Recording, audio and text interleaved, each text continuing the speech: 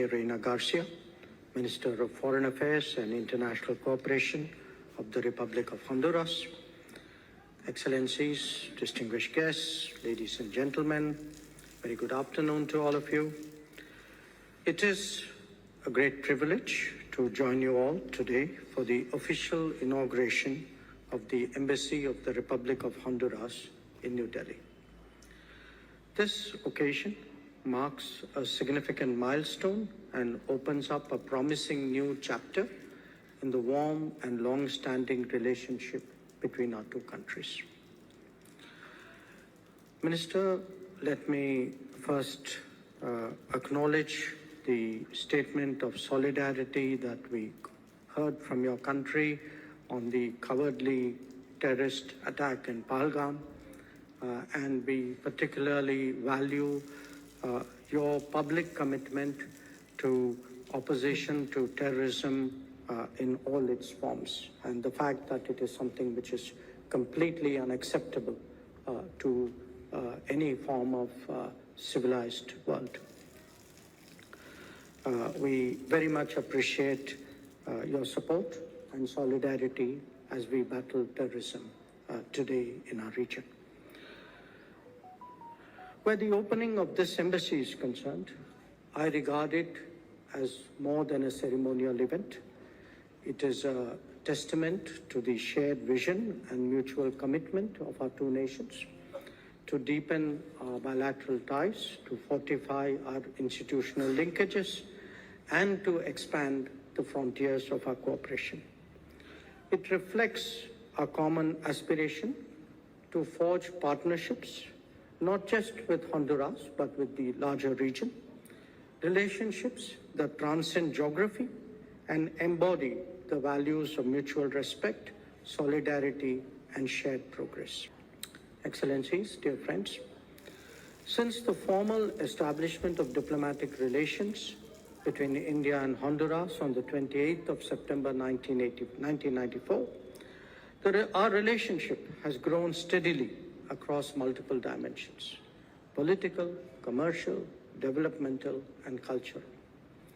Our engagements have been guided by a spirit of friendship and a strong belief that international cooperation serves the broader interests of humanity.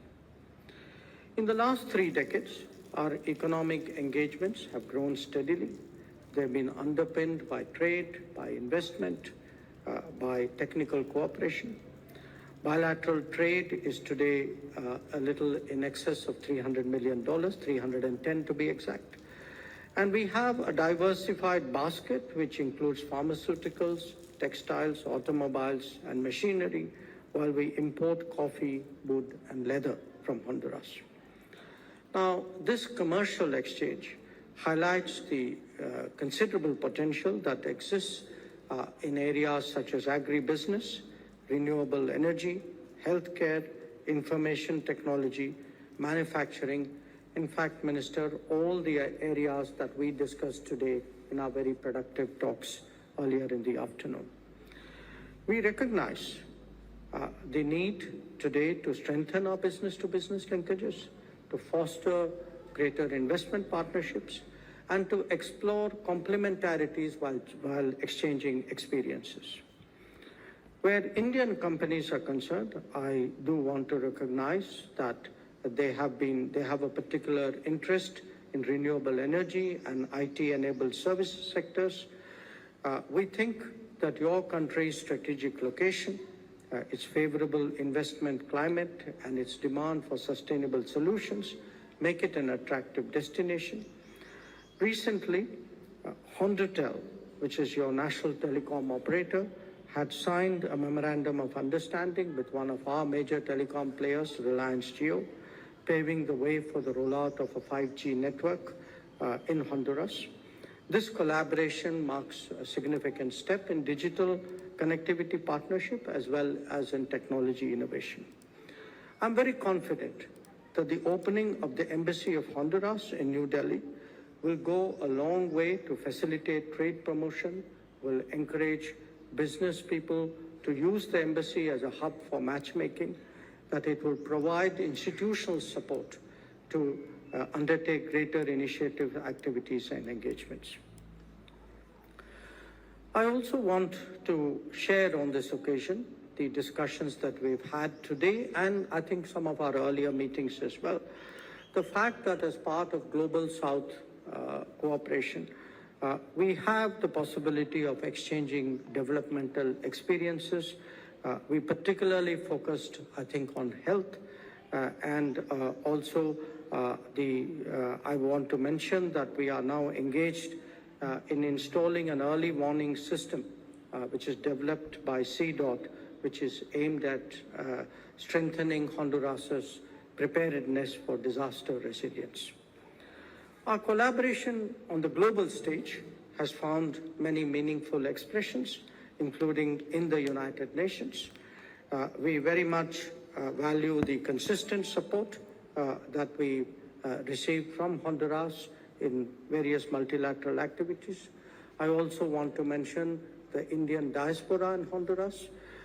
It is small, but it is vibrant, and it contributes significantly to the local economy, as well as serves as a living bridge of friendship. We are very encouraged today to see the enthusiasm for Indian culture in Honduras, widespread interest in yoga, in traditional Indian wellness practices. And again, I'm sure that the establishment of an embassy here would serve to make that living bridge that much more effective. Let me again stress this broader engagement today that India has with Latin America and the Caribbean. I think it has seen considerable progress in the last few years. When I became minister 6 years ago, I promised many of you or your predecessors that it is certainly a region in which we would take much greater interest, invest much deeper energies, and have much more activity. To me, the opening of an embassy here is an affirmation that this effort that we have made is actually paying off, that the embassy, a resident embassy, is actually a commitment by Honduras to really realize the full potential of our ties. And there is so much that we can do here, do in terms of business, as I said, do in terms of education, capacity building. Our ITech program has already been active for many years in Honduras, and we certainly hope that it is something which would grow both in its quality and in terms of the importance of its contribution. So once again, let me, Minister, wish you and your team and your wife all the best on this important occasion. We really appreciate the opening of a resident mission. We see this as one more step